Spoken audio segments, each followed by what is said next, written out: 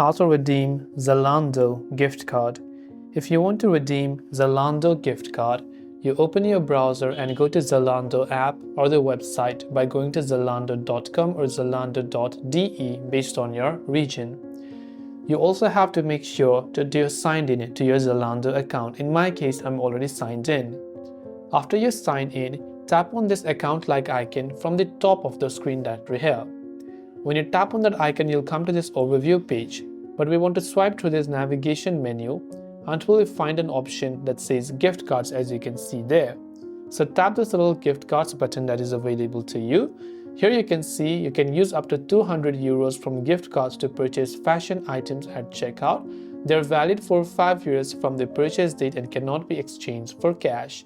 Here you have to make sure to basically enter your gift card code properly, and remember that after you do that, tap on the add gift card button, and that gift cards can take up to 24 hours to activate, and they are 16 digits long and start with P0, P9 or 1Z or 3Z, which also translate as Z. So once you make sure to type in your balance or your gift card code, tap on this little add gift card button. This way you can redeem your Zalando gift card. Hope this video helped you out. If you have any questions, feel free to leave them down below. Thanks for watching and see you soon in our next video.